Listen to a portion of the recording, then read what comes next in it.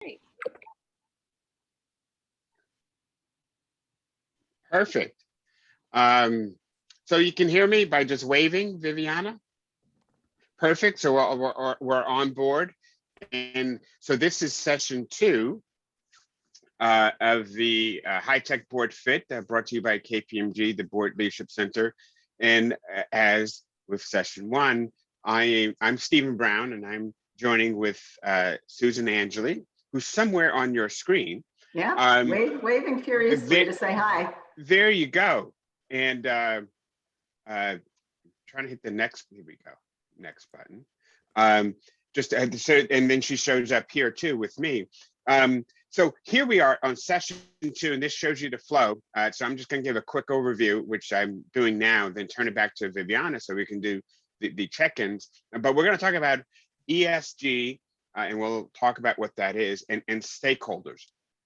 But before doing that, by the way, and so this gives you an idea of where we're going over the 6 sessions.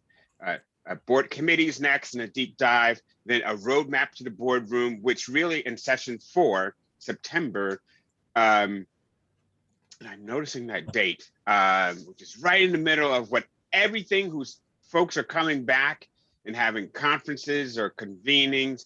They're doing it the week of September 23rd, Susan, as I looked at my calendar. So we'll have that's fine. We'll have to figure that out. Right. A lot of stuff going on then.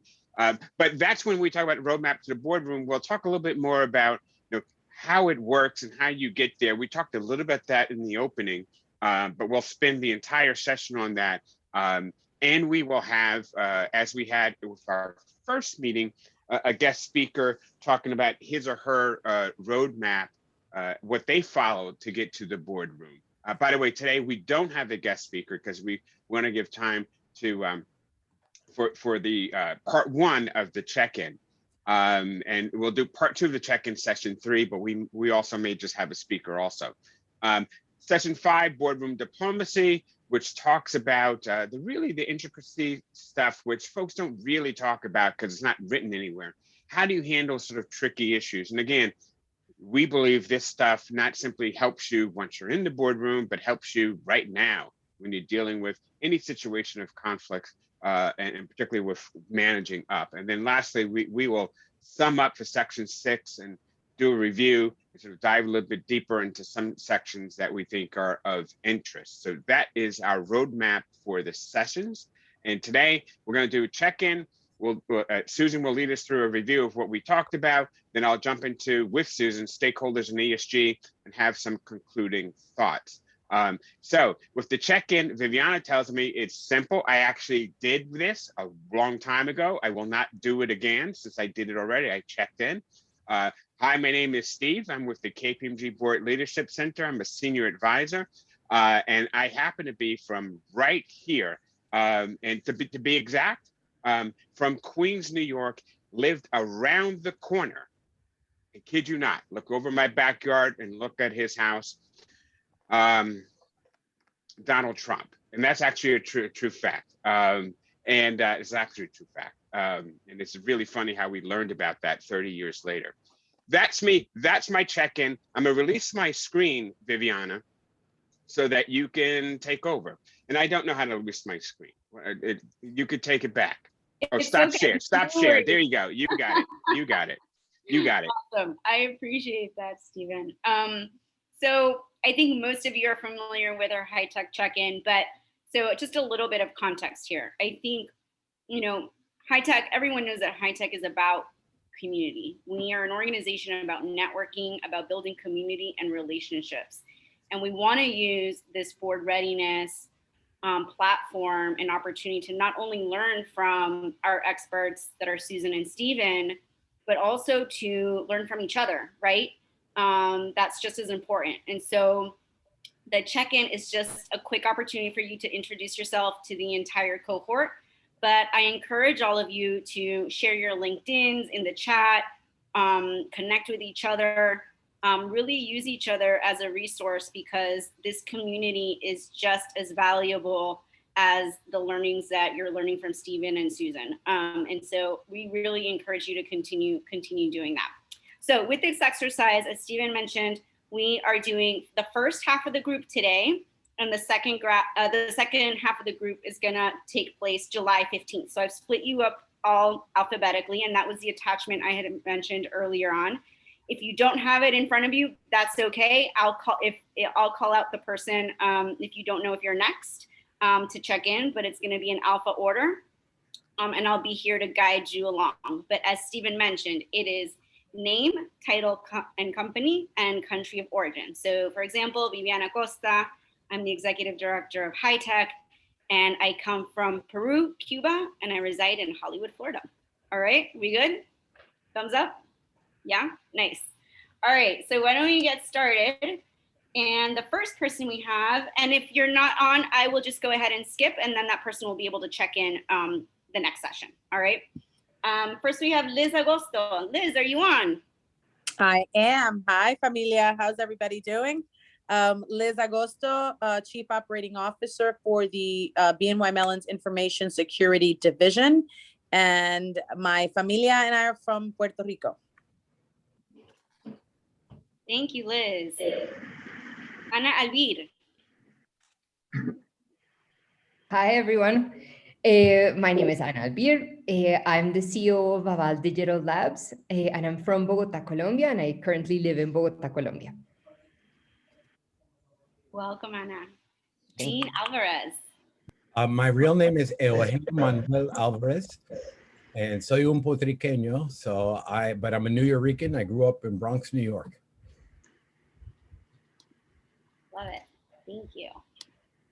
And I just lost my page. Sorry, 1 second, guys. Want me to read the next name on your list? Yes, I got please. it. I just lost it. I need some help. Ivan. Thank you. Yeah, hi. From Está bien, Jean, I got it. You got it. Thank you. Sí. Gracias. My name is Yvonne Bobaf, and I'll start with saying I'm from Puerto Rico, and that's my married name. My full Spanish name is Yvonne Ramos Moreno Rodriguez Rodriguez. And I am, and I could go on. I am a director of BNY Mellon, just like Liz Agosto, my beautiful and lovely colleague. My current assignment, I run enterprise control or risk management for architecture and data. Wonderful. Gracias, Yvonne.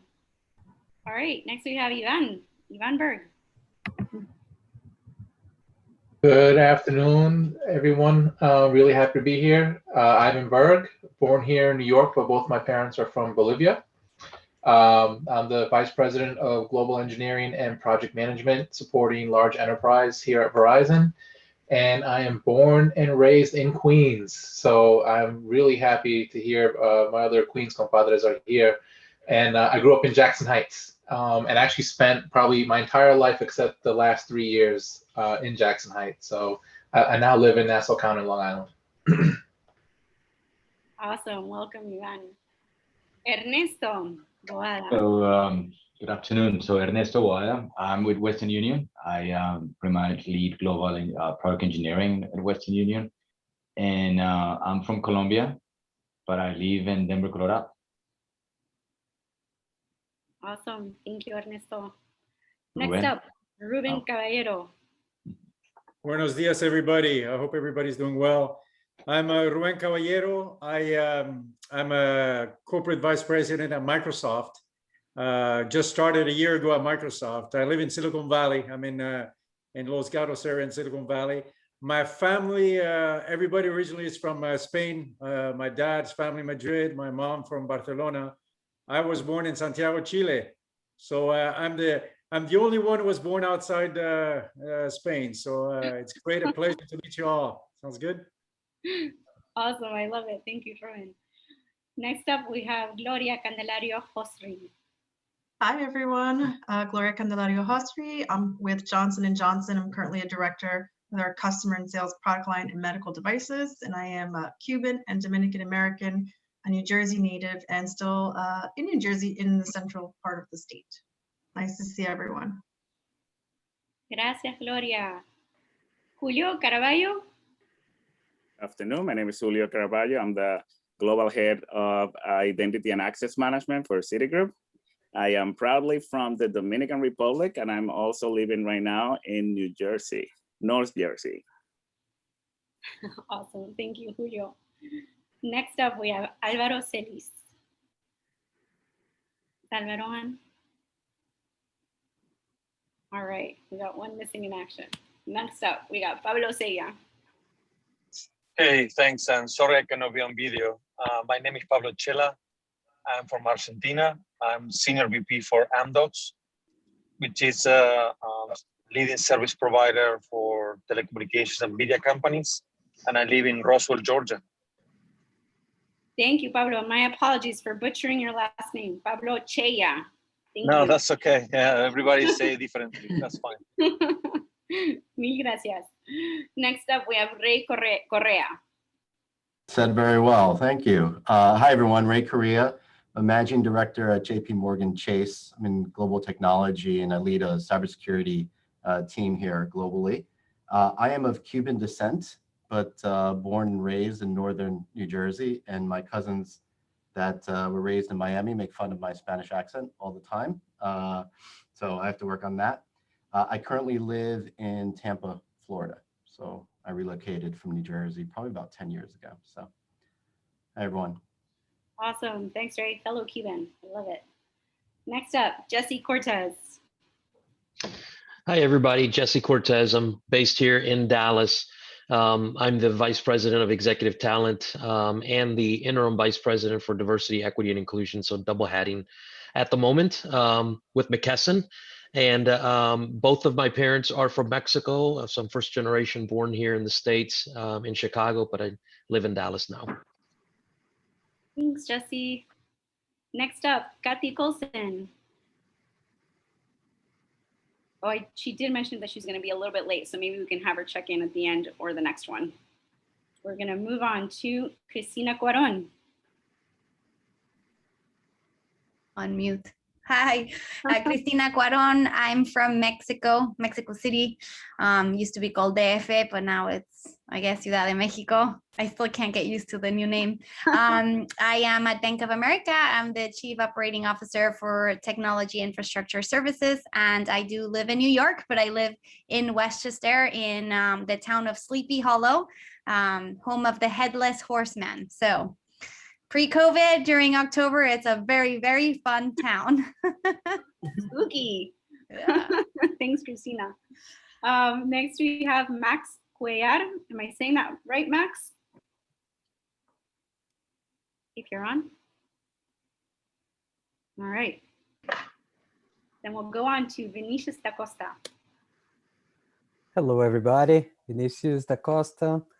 I work for Bank of America in cybersecurity, and I live in Charlotte, North Carolina, and I'm originally from Brazil. Gracias, Vinicius. Next, we have George de Cesare. George, are we on? All right. Moving on to Leonardo Dioniccio. You got it.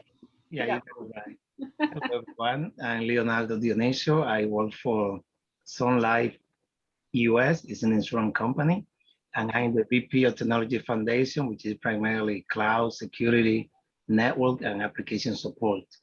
I live currently in Connecticut, but I live in New York in all the different counties for Staten Island. So Jackson High, 82 and 32 in the Bronx, Fulham, and kind of grew up on Washington Heights, Manhattan. Y yo soy dominicano, pelotero. Un saludo para todos. Eso, Leonardo, gracias. Next up, we have Robert Ferrer. Robert? Going once, going twice. Okay. Marieli Francetti. Hi, Marieli Francetti. I work at Dell Technology, Vice President supporting the services organization from IT. And I am from the beautiful island of Puerto Rico, born and raised there. And live in Austin, Texas right now. Thanks, Marieli. You got your background representing. Oh, yeah, absolutely. As soon as you say where you're from, I need to look at the background. Love it. Next up, Mike Garcia. Are we here? Great. We'll get him in the next round. Pedro Garcia Sanchez. Hola a todos. Pedro Garcia Sanchez. I am a managing director at Accenture, based in New York, and I live in Bedford, Westchester. So hello to also the people who are based in New York. And was born in Venezuela from a Spanish parent. Okay, so like I think was mentioned by before, first born in outside of Spain in my family. Ah, we got another one. Thank you, Pedro. Next up, we have Pepe Gomez. Hi, everybody. My name is Pepe Gomez. As many of you may know, my full name is Jose Ricardo Gomez Gonzalez, but nobody calls me that. I am originally from Guadalajara, Mexico. I work for Schneider Electric, where I am part of the services organization that is serving the cloud and service provider segment, with many of the most important accounts on that group. Many of you are here, or at HITEC at least, right? And I live in Silicon Valley. Thank you, Pepe. I'm going to take this opportunity to do a quick plug because our friend Pepe is going to be hosting a tequila tasting session workshop on June 9th. So if you didn't get the invite, send us a quick email and we'll be sure to get it to you, but it's sure to be a good time. So be on the lookout for it. So thanks, Pepe. Thank you. All right. That'll be really fun. Next up, we have Sylvia Gomez. Hi, everybody. My name is Sylvia Gomez, United Airlines Managing Director, Field Services Delivery. My parents are from Mexico. I am the first generation, born in Chicago and live in Chicago, and we're missing all of you on our plane. So hopefully you'll be able to come fly with us very soon. You're looking forward to that, Sylvia, for sure. Thank you. Next up, Noe Gutierrez.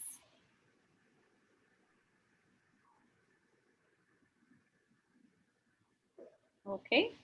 Gloria Kojima. Hello, everyone. As you can see, my face is Japanese face, but I was born, I'm Japanese descent, but I live here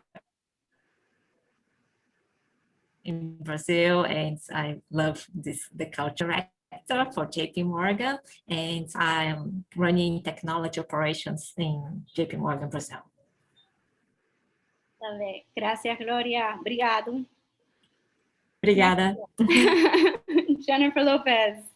Sure. Hi, everyone. My name is Jennifer Lopez. I work at Capital One, and there I'm the Vice President of Product Management, and I oversee the Innovation Lab.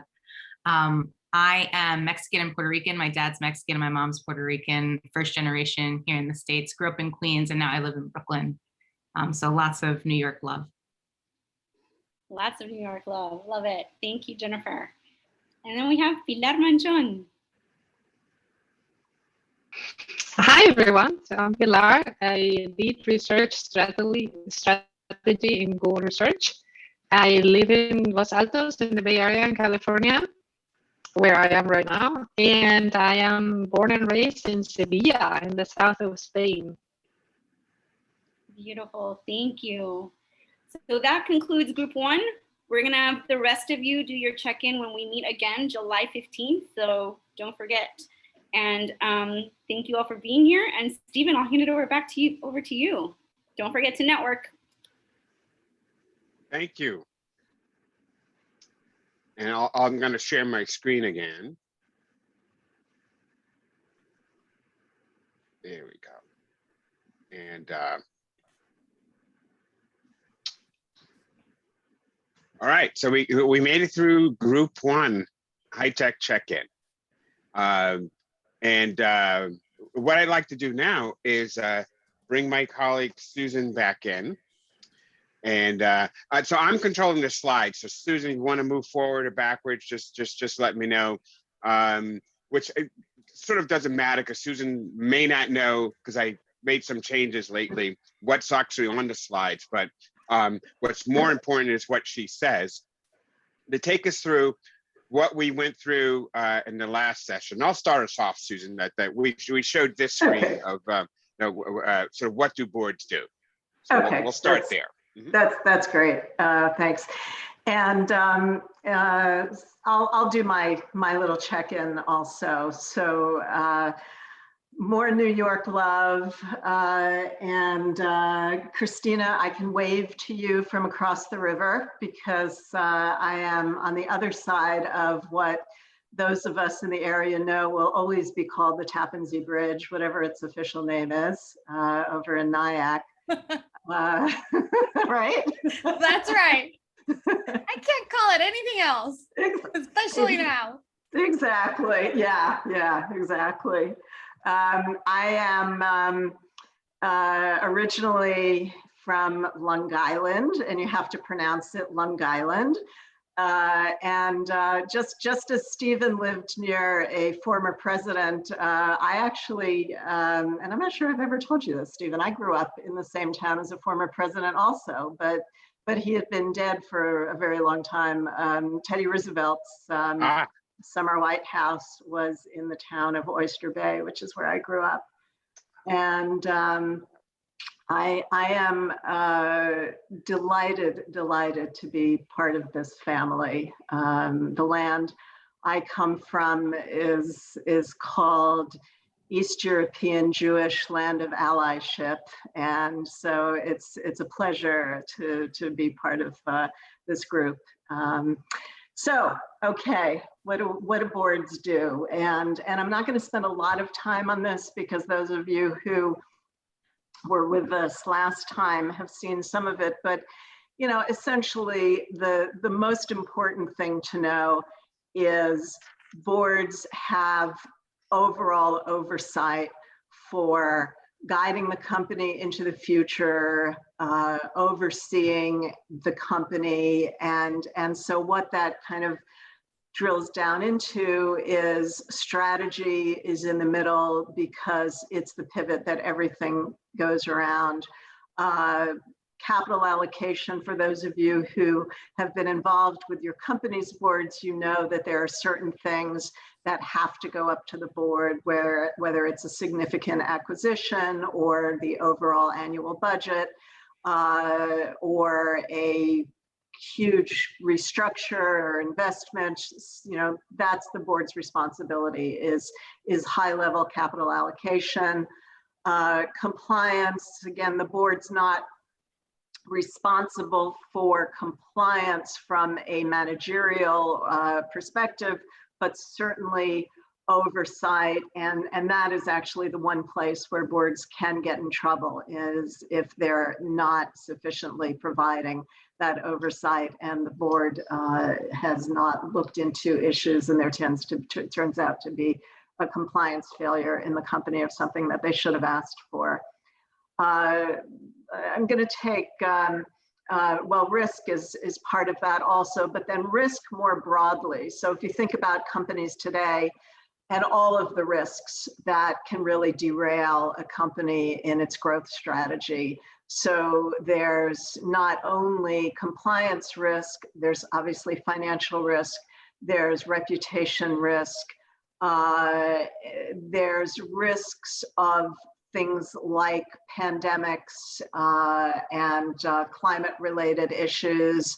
And so all of those things are things that the boards are overseeing. And it gets harder and harder, as you can imagine, as risks continue to multiply. Cyber is another one. Leadership talent and human capital management, I'm going to take together. It used to be the board's role is with respect to leadership talent was hire and fire the CEO, period.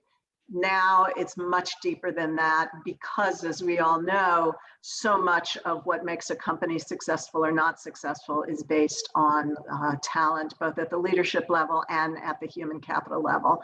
And so things like not only what is the CEO doing, but what is the DEI, diversity, equity, and inclusion makeup of the company are now very, very much top of mind in the boardroom. So I'm going to stop there and go on to the next slide.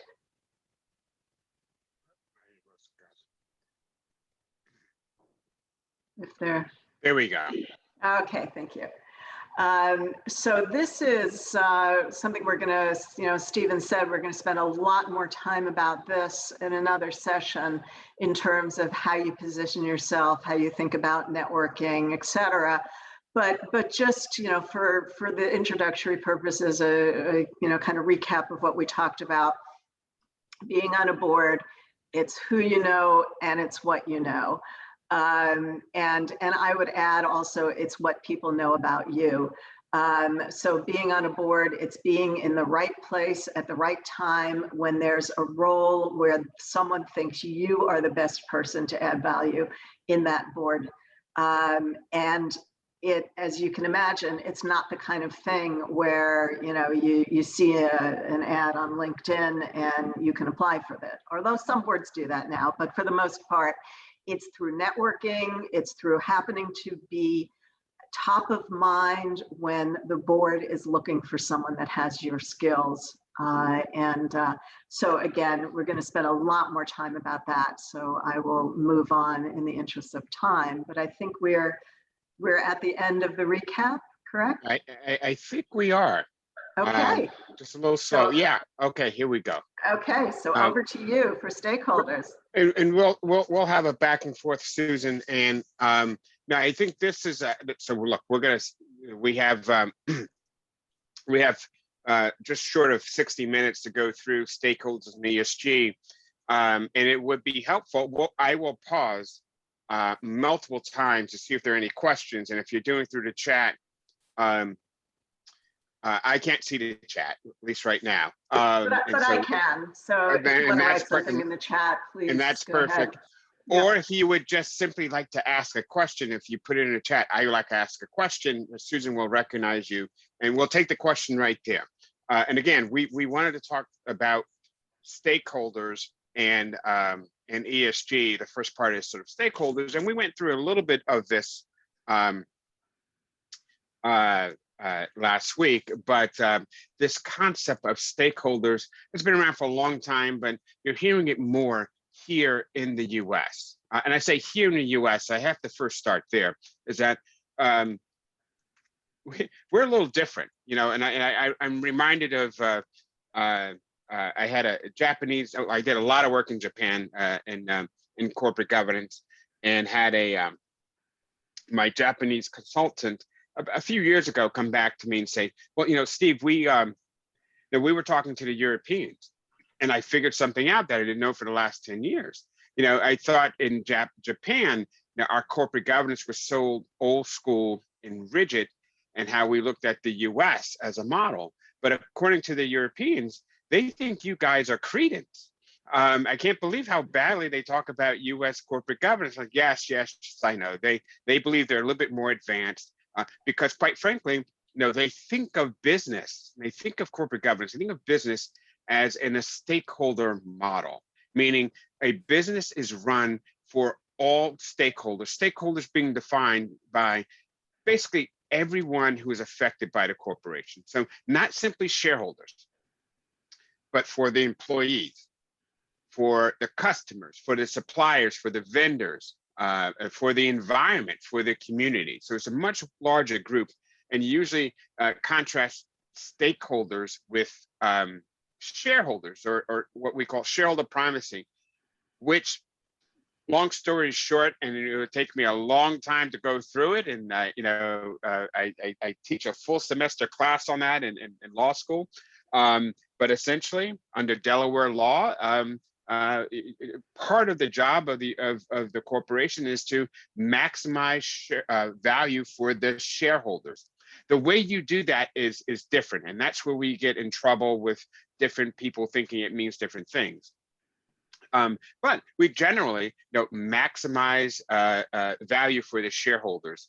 But this word stakeholders has come into the US lexicon over the last couple of years, certainly within the last year. So if you look at all these different stakeholders from investors, and I leave them very large because they're probably they are the primary stakeholder, in a corporation. And by the way, when we talk about shareholders, you got to split them up into the institutional shareholders and retail shareholders. Retail shareholders are everyone on this call. It's you and I. We usually call them mom and pop. But the largest shareholders in a corporation are the institutions. Most Americans, over 80% of Americans, are invested in the stock market, but they're invested through aggregated pools of money, 401ks, 403bs, pension plans, mutual funds. Those are the aggregated pools, and that's how we invest in, for the most part, invest in the stock market. So when you look at your own companies, if you ever gone to look at who are the top 10 holders of your company's shares, they're going to be institutions. And I can tell you who usually in the top 5 will be. Matter of fact, I can pretty much guarantee it. It's going to be BlackRock, State Street, and Vanguard. Those are the 3 largest institutional shareholders in the world. And the 3 of them together make up the #1 shareholder in about 86% of the S&P 500. They're extraordinarily large. So you have the institutional shareholders, you have mom and pop, you have activist hedge funds, which are relatively small holdings, but they're concentrated. They may be 1, maybe 2% of a company's stockholders, but they're influential. And of course, many of you, if you follow the news and read the paper, at least the Wall Street sections about what's going on in American corporate governance, activist hedge fund actually beat out ExxonMobil, and won 2 board seats. They were looking for 4. They won 2 of those yesterday, and basically a big defeat to Exxon. It was a contested election, and by the way, we could talk about that at some point during our sessions about how that actually works. And they won 2 of the seats. And so I just want to go here to Wall Street analysts. They're you know what they are. They're the folks who put out research reports, buy side, who are listening on quarterly calls and make estimates about where a company should be. Extremely important. Some folks will say way too important in our corporate governance system, and they lead to short-termism, folks trying to hit their targets for the analysts instead of for the larger stakeholders.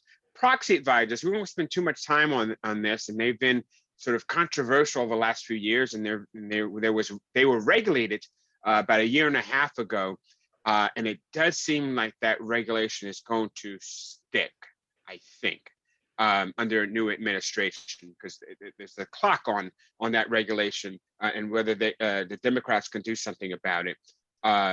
But they probably will not. There are 2 in the United States, 2 primary ones, ISS, Institutional Shareholder Services, and Glass Lewis. And they work for institutions. They provide recommendations to institutions how they should vote their proxies. That's why they don't own any shares, but that's why people believe they are so influential. And certainly in that ExxonMobil battle earlier this week, I believe both proxy advisors agreed with the activist investor. Actually, I think there was a split. The activists had four people they wanted on the board. I think one group said you should take these 3. The other group said you should take these 2. And in any event, 2 of those hedge fund activists candidates won. And so that means that out of the 12 sitting on the board, the 2 of the folks who got the lowest numbers, who are already sitting on the board, are leaving.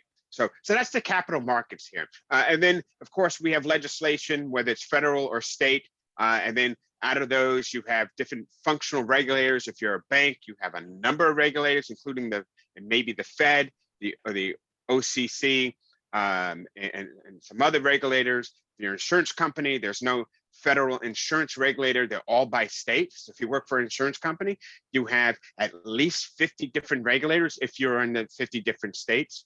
And stock exchanges, which you know, NYSE, NASDAQ, they have rules about what you need to do to list. And by the stock exchanges also include the London, the Hong Kong. There are a couple of new ones popping up. And of course, the SEC. Just want to talk about this before I switch slides here. The purple folks, Before you go to away from the stock exchanges, and maybe Sure. you were going to talk about this later, but do you want to touch on the NASDAQ proposal? Oh, indeed. No, actually, I think we should, but I'm going to ask you to do that. How's that? That's fair. That's fair enough. So NASDAQ, the way, so in order to be listed on one of the stock exchanges, you have to agree to abide by a set of something called listing standards. And it has to do with things like you have to have a certain number of independent members on your board, you have to have a financial expert on your audit committee, those sorts of things usually. New York Stock Exchange has a set of listing standards, and NASDAQ has its own set of listing standards. And for the most part, they're not too different. But NASDAQ came out with something at the end of last year that was quite remarkable.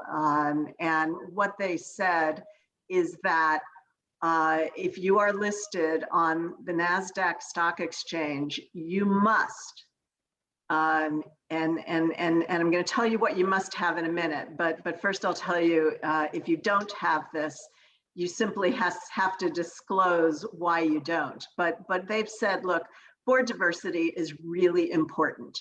This is not a nice to have for us. For us, this is the measure of a well-run company. And if you don't have diversity on your board, we think you should tell shareholders why. And so they put together this proposal that said, in essence, either you have someone diverse, and they've defined that as either a woman, Latino, Black, LGBT, so someone from an underrepresented group. And then there are certain sort of ratchets up depending on the size of the board, certain leeway that you have in timing depending on how small or how new your company is, but that's kind of the gist of it. And they will require that companies disclose if they don't have this level of diversity, why? Which is not a position that any company is ever going to want to be in. Right now, it's been through 2 sets of comments and responses. It was revised a little bit, but essentially, kept the guts of it the same way. The expectation is that the SEC will rule on it in sometime in August. And once the SEC rules on it and approves it, then it goes into effect with a phase-in period for NASDAQ listed companies. So that could be quite a game changer for companies that are listed on NASDAQ when you think about board diversity. Thank you.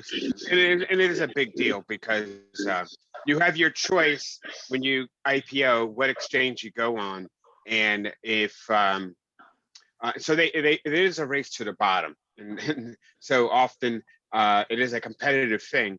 They are businesses is competitive, and if NASDAQ is making that move, they considered how many companies won't come to NASDAQ and they'll go to New York Stock Exchange or Hong Kong or London to avoid that regulation, and some will, which will be interesting. I'm gonna end here with talking about 2 more sets of constituency here: employees, customers, and the supply chain, which, by the way, is I think much more significant today than it was a few years ago, and that is because of the change in employee base. And by the way, employees are consumers and customers also, and what their wants or needs are.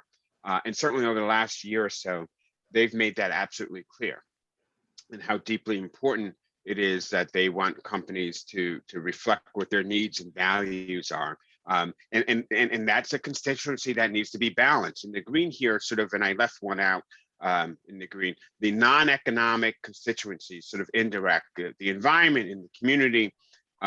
Another constituency, which is non-economic, are simply, I put them as activists with a small a, NGOs and others who are very vocal about what they want out of a company. So they may not be customers, they may not be regulators, and they're not investors, but they make demands on what they want out of a company, and they can be very vocal, and you got to pay attention to them. So you got all of these stakeholders, and if you're thinking that, look, my job as a corporation is I just think about this group right here, the capital markets. And it served me well for the last 60 years. Who are you to tell me that I got all these other people? And by the way, I pay attention to the law and I do what the law says. Fine. So it's this whole group here. But these folks and these other folks, not my job. And by the way, some folks will tell you that directly. Others will tell you it indirectly, boards. But you will certainly hear that. And the question is, well, so how do I manage all these things? And in 2019, August, so this is well before the pandemic, right? And the world sort of changed before the issues we had in America on police killings and what have you.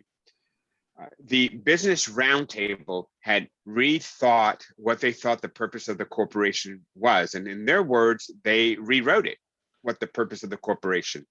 And they said, whereas back in 1997, we had a statement that our job is to maximize shareholder value. That's the purpose of the corporation. Today, August X date, 2019, we're restating that purpose, and we had about 200 CEOs sign it of the largest corporations in the world. And we said, no, the purpose of the corporation is to manage the corporation for all of these people, all these different bubbles. And they did so, and they said it in a very short 4-paragraph statement.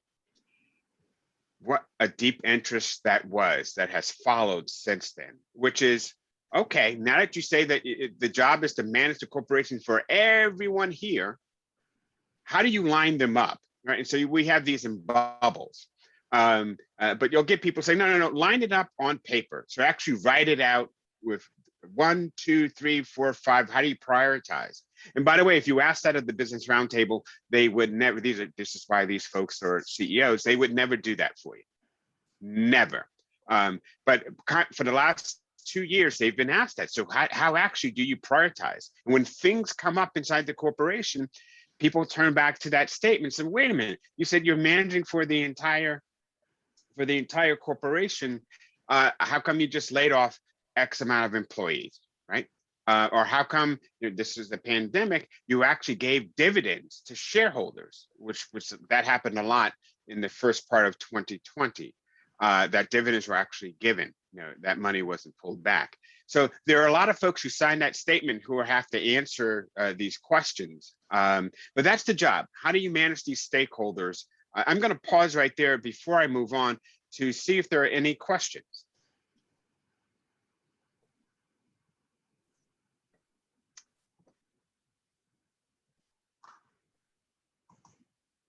Stephen, Yeah, sure. I have a question, right? Because there's the CEO and the operating team. They tend to be the ones who do the earnings reports, right? So they're the ones communicating out to all of these interested parties.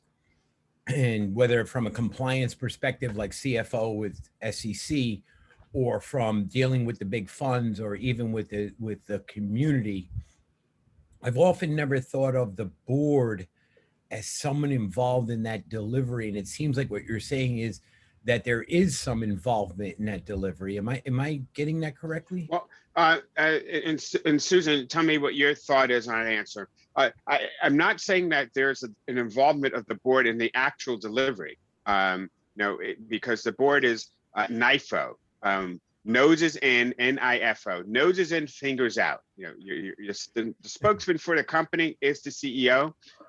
That's who speaks for the company. That's who takes action.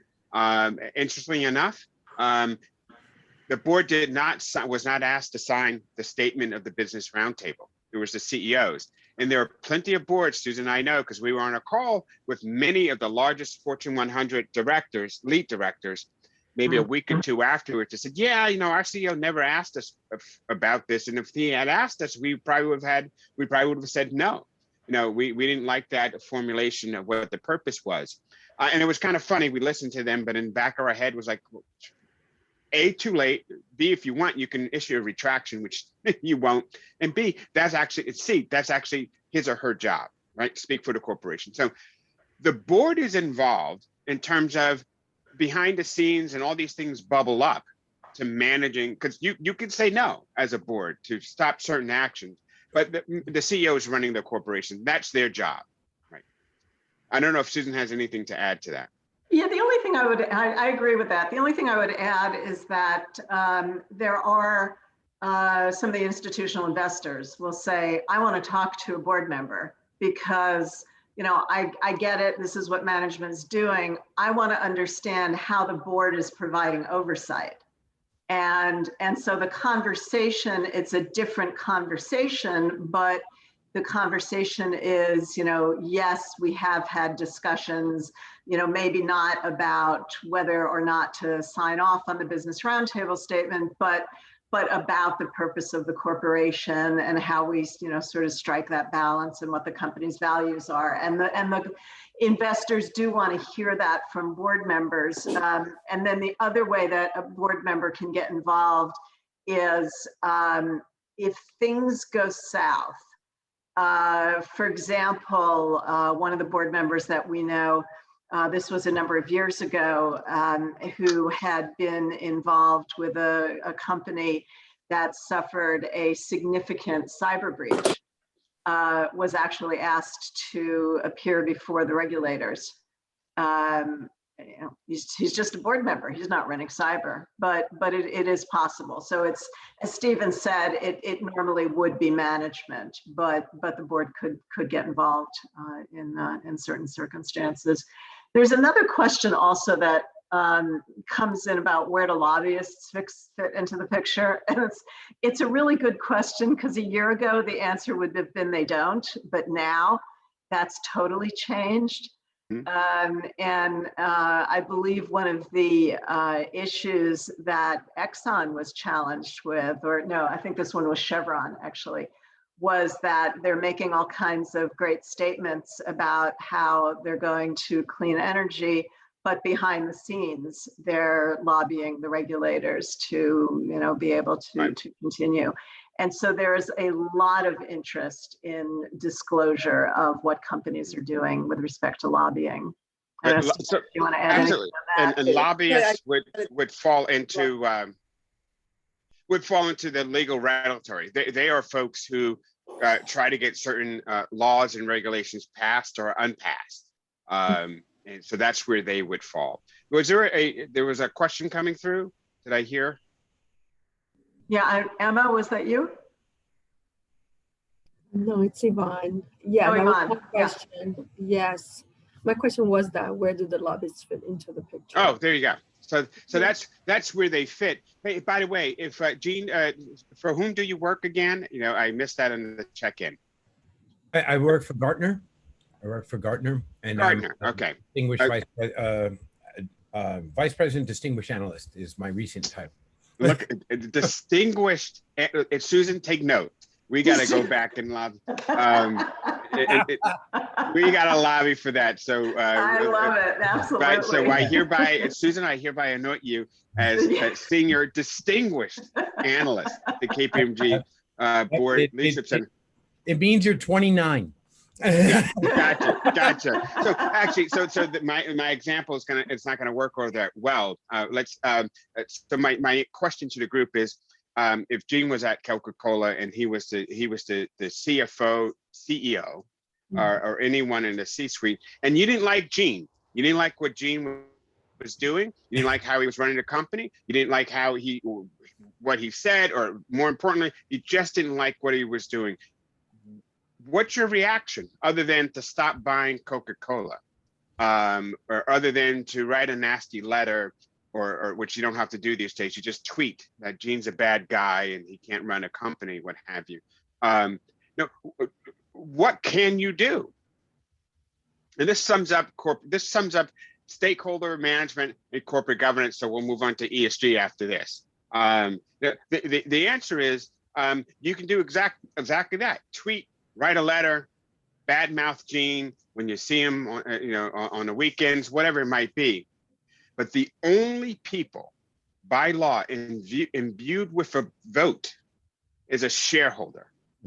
And that vote is not on Gene. It's not on the CEO, CFO, distinguished equity analyst, what have you. The vote is only on the directors. So when you don't like what's happening at a company, you got two choices as a shareholder.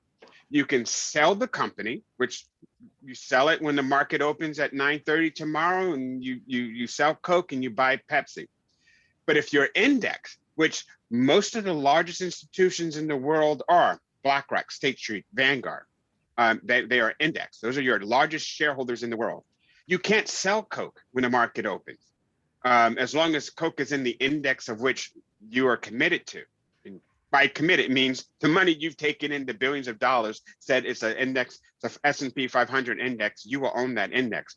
You can't sell. You can vote, however, who's going to be on that board. And that's the power that we see these days on directors. So what you saw at Exxon yesterday were shareholders voting about who they wanted on the board. And most times you don't have a choice. You have the people who are put up by the board. In this proxy fight, there was an activist investor called Engine One that had put up 4 people in addition to the 12 other people.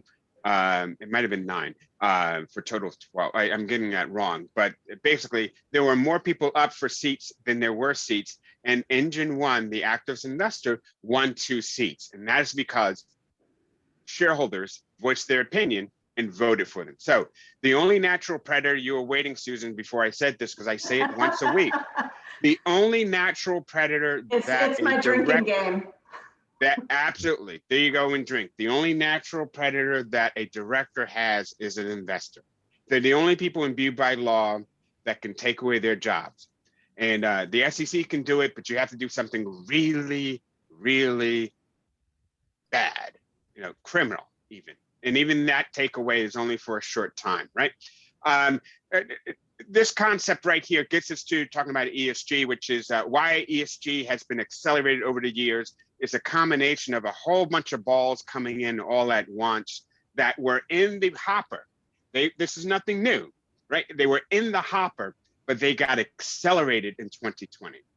They got accelerated because of the pandemic, which showed showed risk, and showed risk of something which most people never prepared for in their risk management scenarios. It also showed deep inequalities with the pandemic. And then you also think about in the United States, the extraordinary movement around racial justice and racial reckoning around this time last year that has happened and has lasted and will continue to last. All this has, and by the way, and there's so many things that happen, and you got to add in that little tourist visit, right, Susan, on January 6th at the Capitol of the United States, which caused a lot of people to think. I mean, today they're voting on shareholder proposals related to lobbying and disclosure around how much money you spend as a corporation in politics, but those proposals have been around for 10 or 12 years. They've been around. There was nothing new. It's just that this year they started to win above 50%, right? Everything got accelerated, but it was in the trend line that it was going to happen, which has caused an intense focus on ESG. So I use that term very, without describing what it is. So I'll describe it once, which most people know what this is, but I find that not a lot of folks, you may not be familiar. ESG, environmental, social governance. It was a term coined first at the UN many, many years ago to talk about sort of things that are other than profit maximization about what a corporation does. Now, how it affects the environment, how it affects a bunch of social parts of the issue, then the governance, the hard G of how a firm is run. And I will tell you as we move on here that the G part, for a long time, that was the focus of institutional investors. And so when I led the governance group at Nuveen TIA-CREF, I focused almost exclusively on the G, picked up a little bit of the E and S, and now it's sort of the reverse. And that's because most of the G has been taken care of in corporate America at the largest companies. We won many concessions over the last 25 years around the G, how a company is run, that it would have a majority vote. The funniest thing is to teach, but sidebar here. Now, I've taught undergrads, MBAs, and law students in September. The funniest thing is to see the face of an undergrad, and even the MBAs who may think they know something, but they don't, truly. Which is why I'm going back to teaching undergrads and law students, is to talk about corporate voting and how votes work, and to talk the difference between majority vote and plurality vote. And for them to understand that at voting, it used to be at most large corporations in America were under a system which they thought only existed in the former Soviet Union, which means there were 9 seats available, 9 people are up. And as long as each of the 9 people get 1 vote, they win their board seat. They can get 1 vote and have 900,000 people vote no, they still win. That's plurality voting. Most of that has been taken care of and is gone, but you still have some companies that have plurality voting. And just to see undergrads say, wait, that doesn't make sense. It's like, well, that's the way it works. A lot of the G has been taken care of, but we still call it ESG. There's still a lot of G stuff to come back.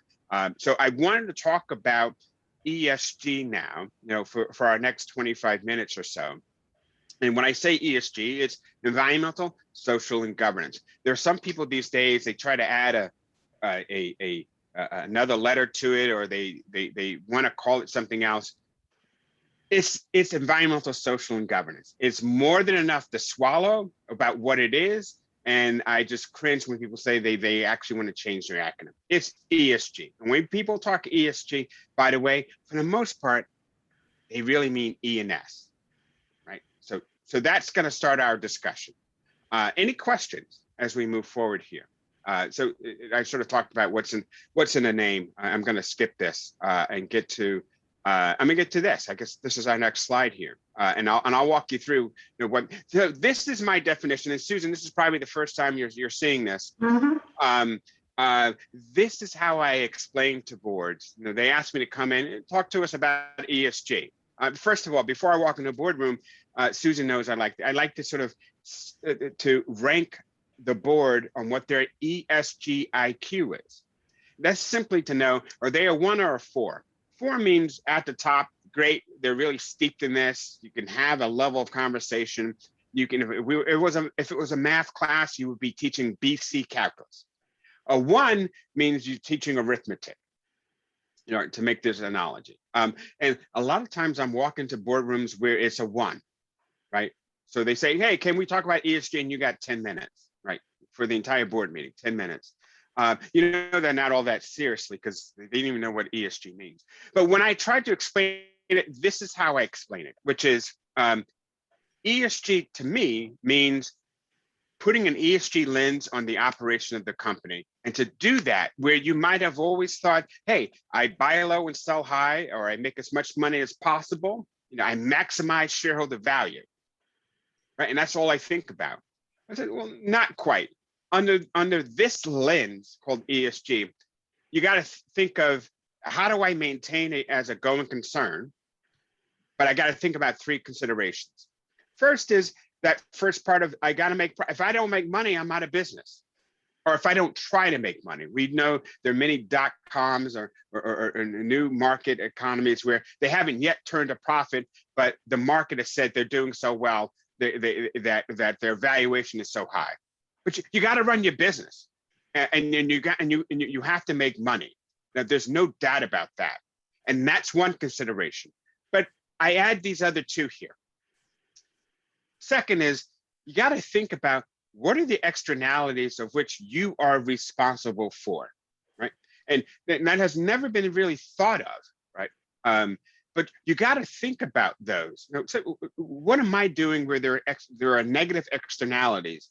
I may not talk about them in public or disclose them. That's a different discussion. But I got to know what they are. I have to know what they are, and we'll give some examples there. And that third point here is a little softer, which is social license to operate. And that is, I could keep doing what I'm doing. I can make my money. I can even have some negative externalities. But I got to pay attention to the social license. There could come a point where the people, customers, regulators, governments don't want me anymore, right? Social license. So example, many years ago, our talking about the U.S., world's largest U.S. Based, world's largest beverage companies, Pepsi and Coca-Cola, I think this was mainly Pepsi, were kicked out of some of southern Indonesian countries, and had to deal with water rights. And that, by the way, to make Pepsi or Coke, it's no secret, you need water to make it. And so they were taking the local water and using it in their plants when the local people didn't have access to water themselves. Safe drinking water became an issue. They lost their license to operate. This is years ago, they're back now. But they had to be concerned about that. Now, if you look at modern times, if Mark Zuckerberg isn't walking around thinking about social license, and maybe he doesn't have to, because he's so well-to-do. But I can tell you, conscientious board members walk around thinking about social license. Hey, we may get kicked out. Certainly, Uber walks around because they were kicked out, at least for a moment, over in England, right? So that social license is that I exist because the governments want me here. And by the way, as easy as I exist is I cannot exist. And it could possibly be not because I don't make money. I could be making a lot of money, but I can get kicked out. So the lens is, how do I make money? How do I understand my externalities? And then how am I viewed in the community in which I do business? And thinking about those is a constant thought of thinking through those triple lens. It's what ESG is about, right? So that's my definition. Let me take a pause. Hear Susan critique it. Because she either likes it or it kind of doesn't like it, or it says, Steve, you're absolutely wrong, and we'll hear from others. So I'll take a pause right there. Go ahead, Susan. Yeah, no, I do like it. I think it works, but I think, there was a comment, ESG has become a differentiator for companies as well. And I think this captures it, but what's different now is that social license can be more than just government. It can be the 20-something who says, I don't want to work for this company because I don't like their values. They're not LGBT friendly. They don't have, sort of bathrooms that anyone can use, or they don't have the sort of diversity and inclusion and equity policies that are important to me, or they don't care about climate change. And people are making decisions about where they work now in ways that they never had before. Now, absolutely, we can question, when these same 20-somethings are 30-somethings and they have families to support, is that going to change? But for right now, in order to attract and retain top talent in that age group, it is something that they look at and that they make purchasing and employment decisions based on. Absolutely, absolutely, and I think after going through this last year and looking back, and I've said this to you before, Susan, and to other folks on our team, and thinking about all those stakeholders. And I'm a former investor, and I believe very much in the in investors and institutional investors.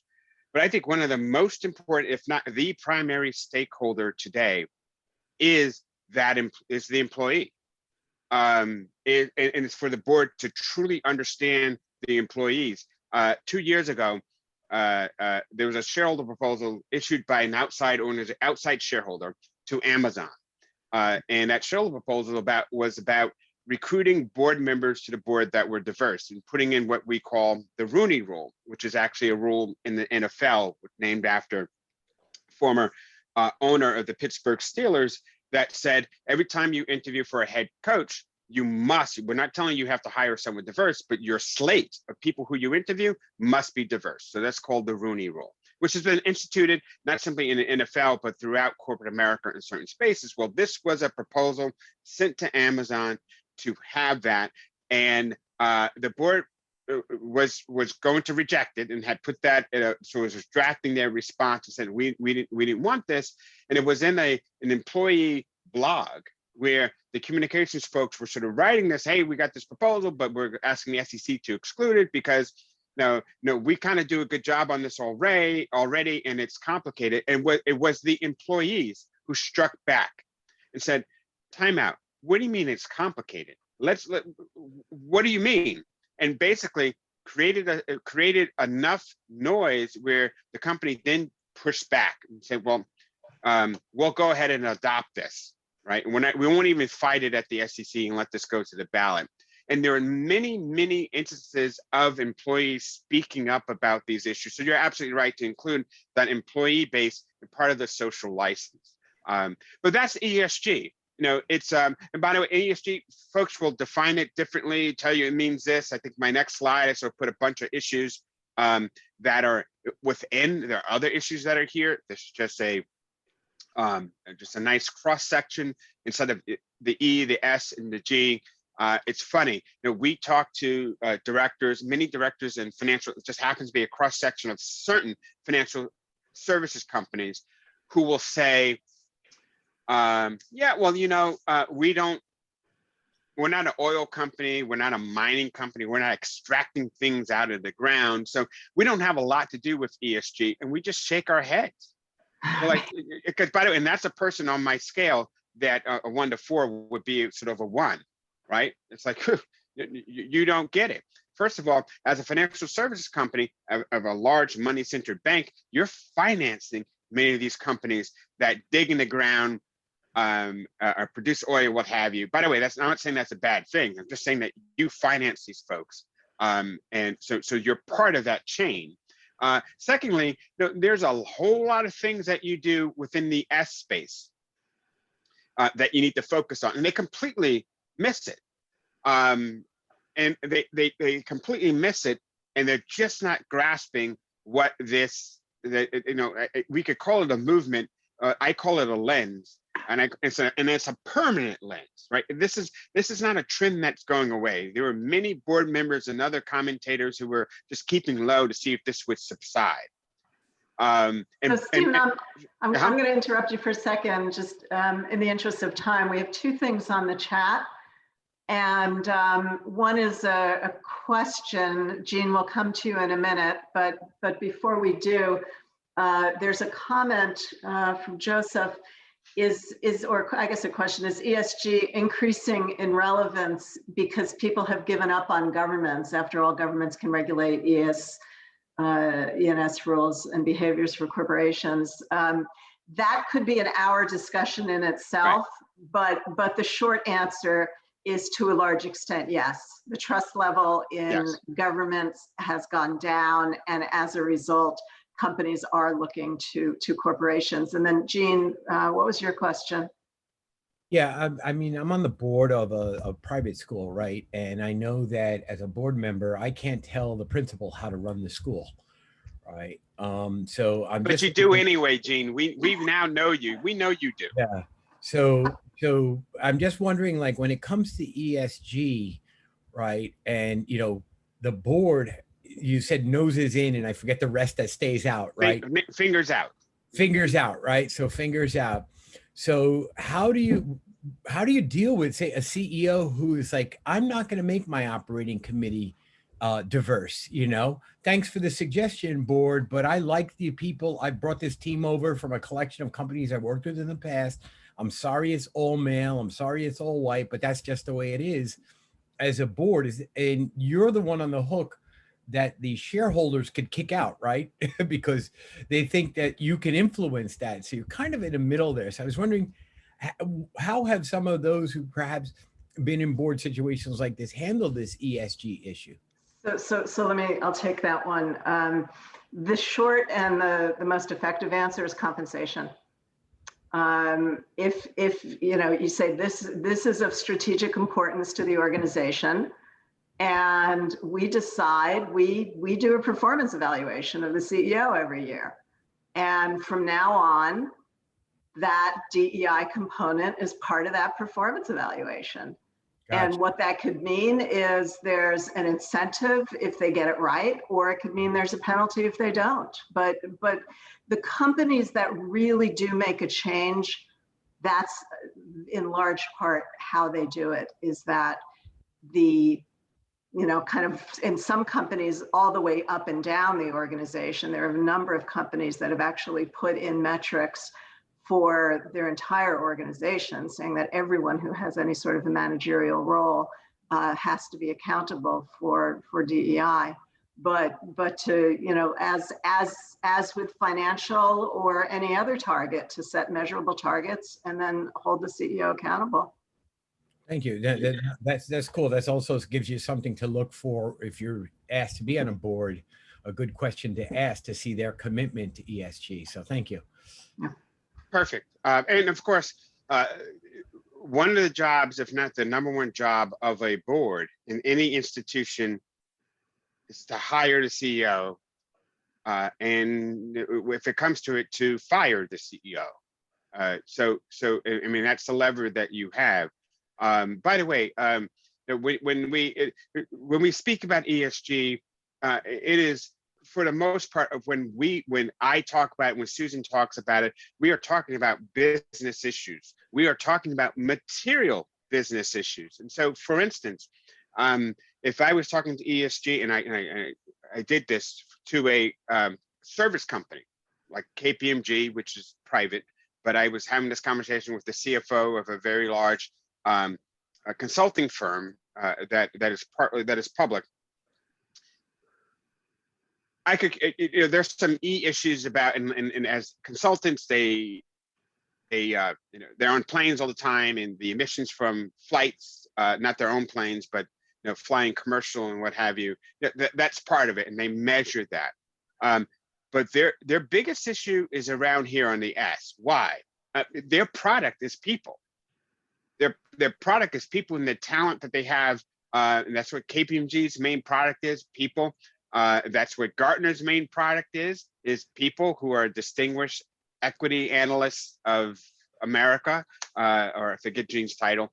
I just know distinguished is in there, but it's people. And so if you're an investor in that company, of course you should be asking about how it treats and retains and promotes and takes care of its number one asset, people, which is hilarious how companies find themselves today. Human capital management, it's one of the biggest issues for investors today. And many boards are like, I just don't understand why they're not looking at EPS or some other issue. And so, no, by the way, they have EPS. That's disclosed. That's sitting right there, you know, on your 10K or in your proxy. It's what's not there that they need to understand, because it is the asset that you have, which is people. They want an understanding. Are you managing that asset called people, human capital? Are you managing it well? You just may not be prepared to speak on that. And my notice to you is you got to get prepared, because that's what people want to know. This slide simply tells you about the alphabet soup of reporting. And there's the message here. Don't read all this. Just know that there are a number of standards out there in the world. And over the years, it's led to some confusion. Some of it's corporations say they're confused because if you say you're confused, then you don't get legislation. No, it's starting to converge. And the SEC will choose something like this or pick and choose and get something, but it's probably going to come out with some version of ESG legislation.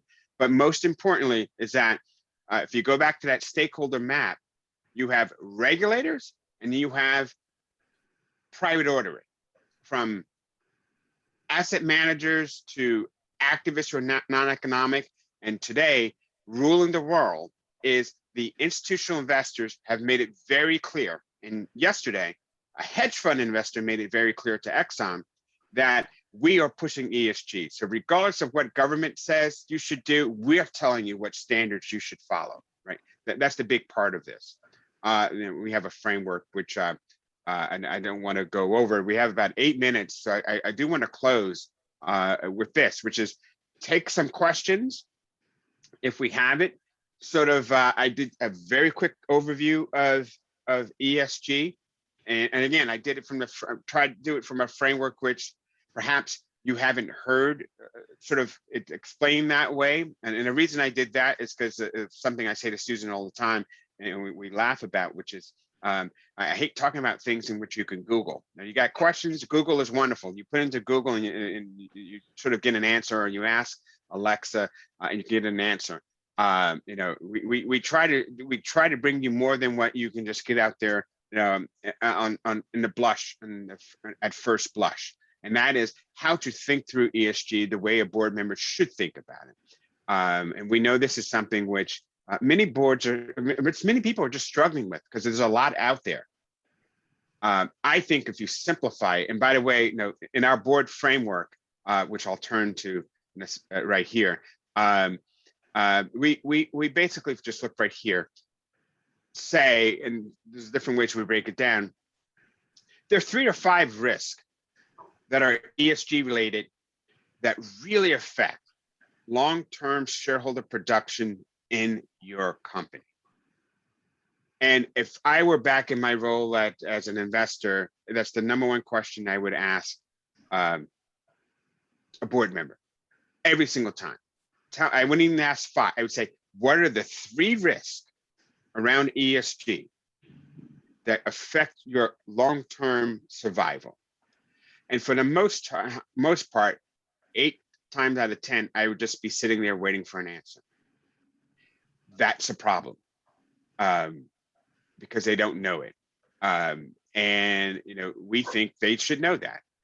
You know, what are the 3 things that are going to change your life if they went wrong, or if they went really well? You know, that's what you should know. And a lot of folks just don't have a grasp on that.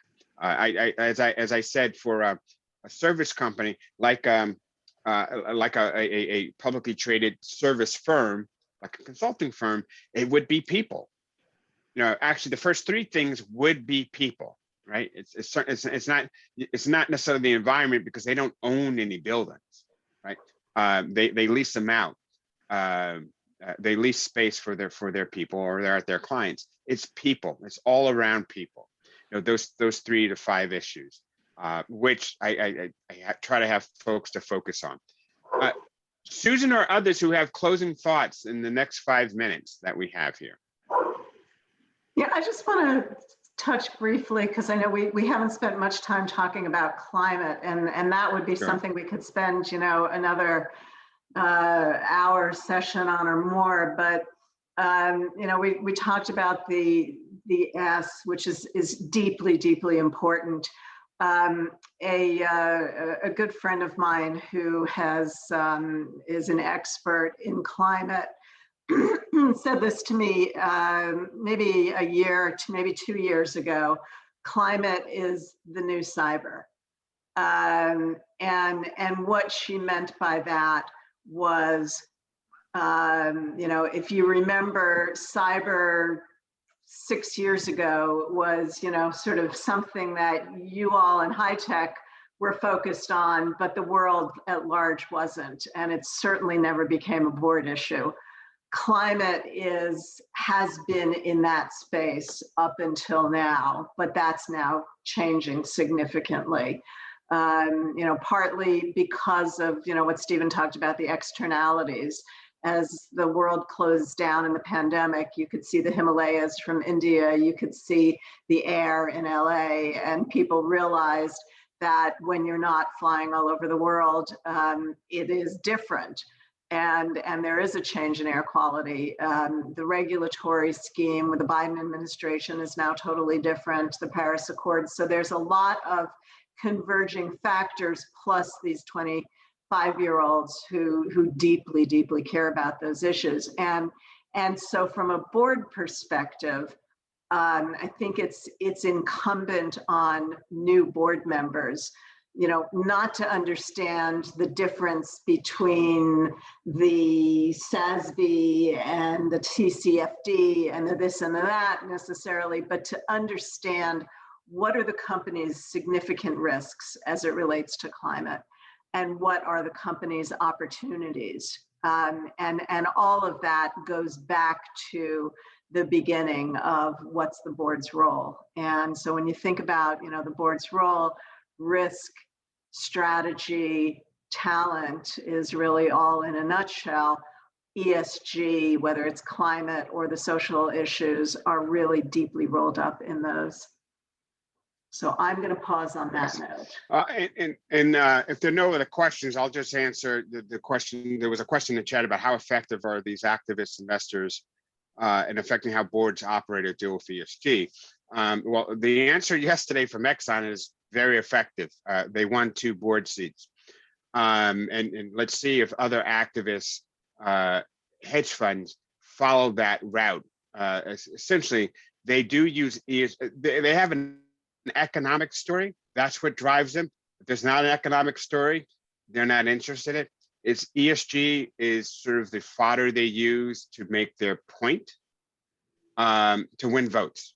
And it's a lever that they can pull to win votes. But if there's not an economic strategy that's tied into that, then they're, for the most part, are going to move on to another value case where they believe there's a value if you unlock it.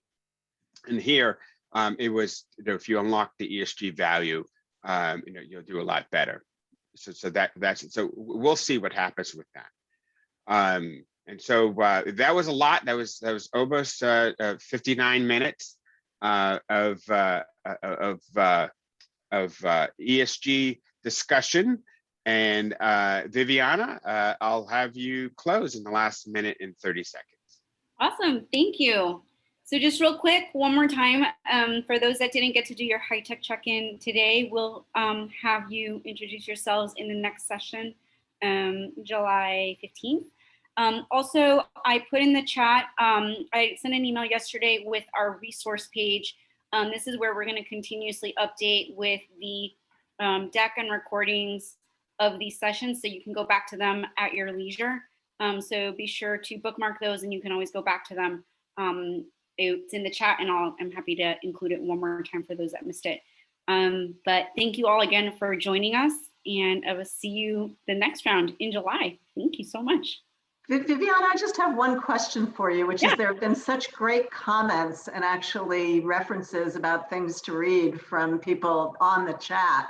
Will there be access, or can we find a way to have so that people have access to the chat afterwards as well? Yeah, absolutely. I can download it and add it to the resource page.